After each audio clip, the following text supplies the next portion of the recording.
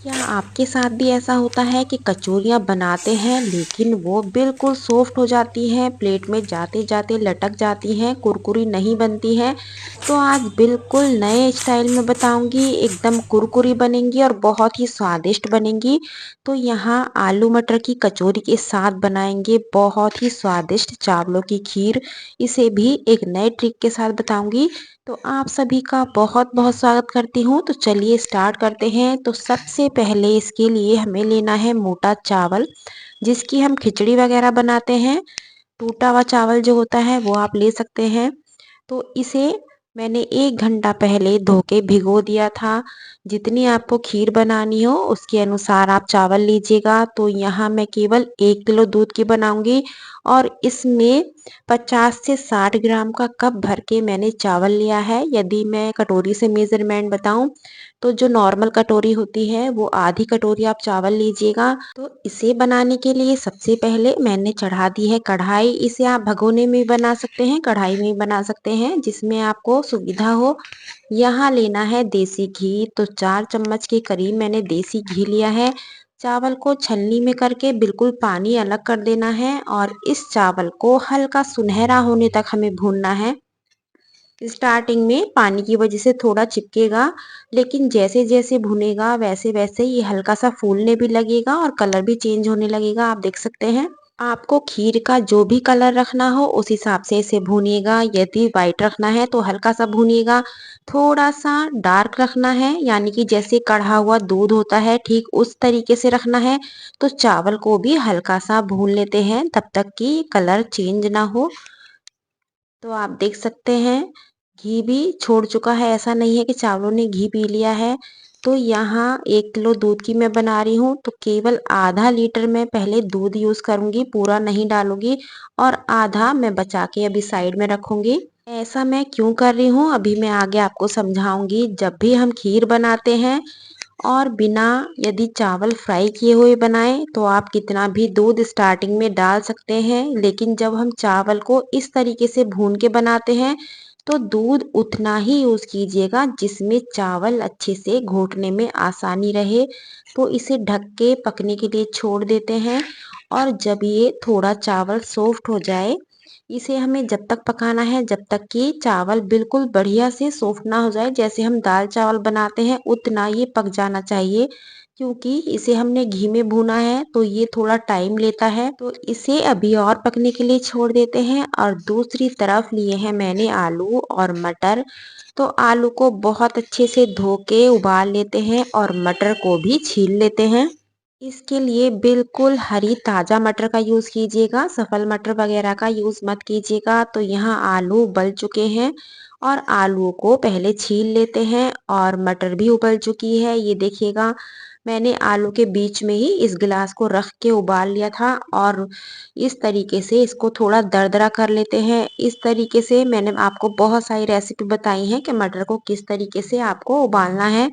तो बस मोटा-मोटा मैंने इसको कूट लिया है और आलूओं को भी छील लेते हैं। तो यहाँ दोनों चीज़ें तैयार हो चुकी हैं। अब हमें करना क्या है, सबसे पहले आलू को कद्दूकस कर लेते हैं। तो यहाँ आलू कद्दूकस हो चुके हैं, मटर को भी इसी में मिला लेते हैं। आप थोड़ा हाथों से चेक कर लीजिएगा कि कोई मटर साबुत ना रह जाए, थोड़ा इसको दबा दीजिएगा। और यहाँ लेते हैं थोड़ा सा हरा धनिया, तो इसको भी बारीक काट लेते हैं। आप चाहो तो इसी के साथ 2 से 3 बारीक कटी हुई हरी मिर्चें भी ले सकते हैं।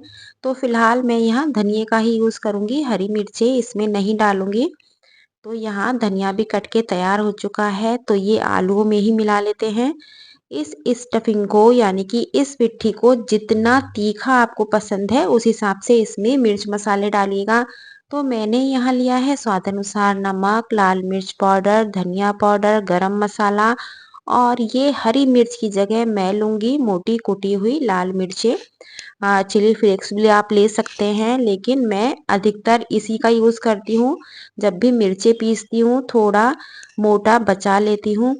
तो इस तरीके से उड़द की दाल हो या आलू की स्टफिंग हो, कोई भी हो, मोटा मिर्च यूज़ कीजिए तो उसका अलग ही आपको स्वाद मिलेगा। तो आप देख सकते हैं बढ़िया से ये हमारी पिट्ठी बन के तैयार हो चुकी है। इसे रखेंगे अभी साइड में। और यहाँ लिया है मैंने मावा, 1 कटोरी के करीब मावा लिया है। जितना चावल है उसका दुगना मैंने यहाँ मावा लिया है। आप मावे की मात्रा कम या ज़्यादा कर सकते हैं। तो इसे बिल्कुल मैंने हाथों से थोड़ा फोड़ लिया है। होममेड मावा भी ले सकते हैं, मार्केट का भी ले सकते हैं। तो चावल पहले चेक कर लेते हैं। एक साथ मैंने दूध क्यों नहीं डाला वो मैं अभी बताऊंगी। क्योंकि यदि हम एक साथ पूरा 1 लीटर या 1.5 लीटर दूध का यूज़ करते, तो ये चावल घुटने में आपको बहुत दिक्कत करता, इसकी घुटाई नहीं हो पाती। क्योंकि हमने इसे घी में जो फ्राई किया है, उस वजह से चावल की लेयर थोड़ी हार्ड हो जाती है, पकने में दिक्कत होती है। तो इसलिए थोड़े से दूध में पकाइएगा और जब चावल सॉफ्ट हो जाए, तो तब इसको घोटिएगा तो आपकी खीर बहुत ही स्वादिष्ट बनेगी। यदि सारे दूध में एक साथ इसे पकाएंगे तो ना घुटेगी, दूध अलग रहेगा, चावल अलग रहेगा। आप घोटते-घोटते परेशान हो जाएँगे लेकिन चावल आपसे नहीं घुटेगा।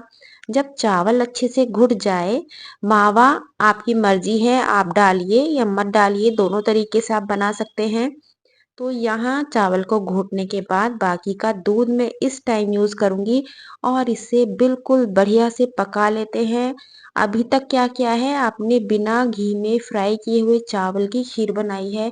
यदि इस तरीके से बनाएंगे आपको बहुत ही गजब का स्वाद मिलेगा, लेकिन आधा दूध डाल के पकाइएगा।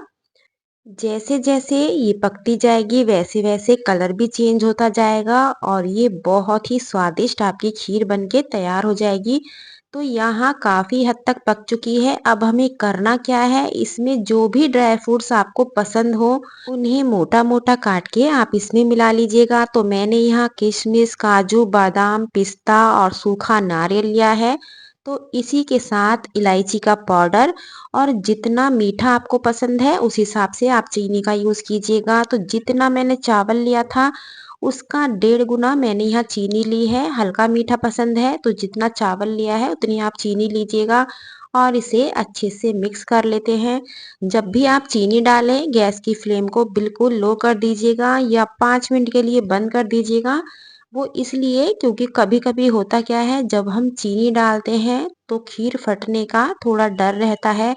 तो इस बात का आप ध्यान रखिएगा। तो इसे 5 मिनट के लिए और पकने देते हैं और यहाँ आटा लगा लेते हैं। तो आटे के लिए हमें क्या लेना है, 1 कप सूजी, 2 कप गेहूं का आटा, जिससे आपकी कचौरियाँ बहुत ही कुरकुरी एकदम स्वादिष्ट बनेंगी। तो आटे में लेना है स्वाद अनुसार नमक, हल्दी पाउडर और इसे अच्छे से पहले मिक्स कर लेते हैं। और मिक्स करने के बाद नॉर्मल पानी से आटा लगा रही हूँ, जैसे रोज की रोटियों का आटा लगता है।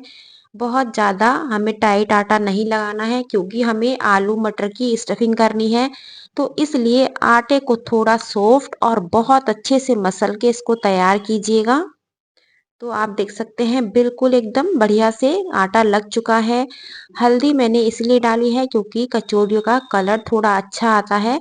आपको पसंद नहीं है तो आप स्किप कर सकते हैं। तो यहाँ रख लेते हैं कढ़ाई और कढ़ाई में तेल रिफाइंड जो भी आप खाते हो फ्राई करने के लिए उसे गरम करने के लिए छोड़ देते हैं। क्योंकि सर्दियों का टाइम है तो घी में कचौरियाँ मैं नहीं बनाऊंगी, इसलिए सरसों के तेल का यूज़ कर रही हूँ। कचौरियों में सरसों के तेल की स्मेल ना हो इसलिए मैं थोड़े से घी का यूज़ कर रही हूँ। जब सरसों के तेल में घी डाल के आप पकाएंगे और कचौरी या पराठा बनाएंगे तो उसमें बिल्कुल भी आपको सरसों के तेल की स्मेल नहीं आएगी। बिल्कुल ठीक उसी तरीके से स्वाद लगेगा जैसे आपने घी में कचौरियाँ फ्राई की हो।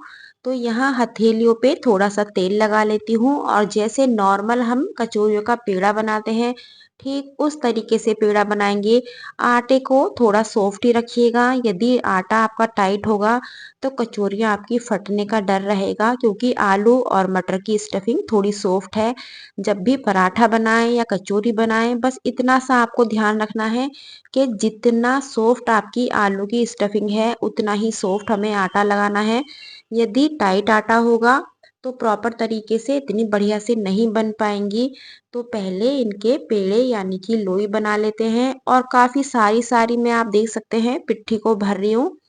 तो इस तरीके से आप भर के इसे 1 सेकंड के लिए चकले पे रखिएगा और बाद में इसे हथेली की हेल्प से या बेलन की हेल्प से बड़ा कीजिएगा और गरमा-गरम घी में इन्हें फ्राई कर लीजिएगा। कचौरियाँ बनाते टाइम आपको बस एक बात का ध्यान रखना है, दाल की कचौरियों के लिए जब हम पेड़ा भरते हैं, तो आप चाहे 20 से 25 पेड़े भरिए, कोई दिक्कत नहीं है। लेकिन जब आलू का पेड़ा भरें, तो उसे केवल 5 से 6 पेड़े भरिएगा, उन्हें बनाने के बाद फिर से भरिएगा। ऐसा मत करिएगा कि आपने बहुत सारे पेड़े भर लिए और आप आराम से कचौरियाँ बना रहे हैं, तो उससे दिक्कत क्या होगी, यदि ज़्यादा आप पेड़ा भर के रखेंगे तो आपकी सारी कचौरियाँ फट जाएँगी, एक भी फूली हुई नहीं बनेगी। तो इस बात का आप बहुत ध्यान रखिएगा, 4-4 कचौरियाँ भरिएगा पेड़े और उन्हें फ्राई कीजिएगा। तो यहाँ पहली कचौरी मेरी गाय की बन चुकी है, इस पे रखूँगी थोड़ी-सी खीर और इसे गाय के लिए भेज देते हैं और यहाँ बना लेते हैं गरमा-गरम फूली-फूली कचौरी। इसे मैं अभी आपको तोड़ के दिखाती हूँ, इसका कुरकुरापन दिखाऊँगी कितना लाजवाब है। तो यहाँ बिल्कुल फर्स्ट क्लास कलर आया हुआ है, इसे अभी मैं तोड़ती हूँ, ये देखिएगा। यदि इन कचौरियों को आप डबल फ्राई करेंगे तो और भी ज़्यादा कुरकुरी एकदम खस्ता बनेगी। इसमें आलू की जो लेयर है वो देखिएगा हर कोने में प्रॉपर तरीके से है, ऐसा नहीं है कहीं से कोना खाली रह गया है। इसका कुरकुरापन आप देख सकते हैं लाजवाब है, इसे 1 घंटे बाद भी देखेंगे इतनी ही कुरकुरी होगी, ऐसा नहीं है कि थाली में जाते-जाते लटक जाए। तो यहाँ खीर बिल्कुल फर्स्ट क्लास हमारी बन चुकी है। सर्दियों में इस खीर को आप गरमा-गर्म सर्व कर सकते हैं और गर्मियों में फ्रिज में रख के इसे सर्व कीजिए। दोनों तरीके से ये बहुत स्वादिष्ट लगती है। तो यहाँ कचौरियाँ भी आ चुकी हैं। तो जल्दी-जल्दी से लाइक शेयर करना बिल्कुल मत भूलिएगा और एक प्यारा-सा कमेंट्स कीजिएगा कि आप कहाँ से मेरा वीडियो देख रहे हैं और आपको आज की रेसिपी कैसी लगी है। यदि चैनल पे पहली बार आए हैं तो सब्सक्राइब करना बिल्कुल मत भूलिएगा क्योंकि बहुत ही आसान और देसी रेसिपी मैं लेकर आती रहती हूँ। बहुत ही गजब की है। इस तरीके से आलू मटर की कचौरी बनाइएगा और खीर के साथ खाइएगा, आपको इतना आनंद आएगा कि मैं आपको बता नहीं सकती। दाल चावल खाने से कभी मन भर जाए तो इस थाली को आप ट्राई कीजिएगा। कल फिर मिलती हूँ एक नई रेसिपी के साथ। Thank you.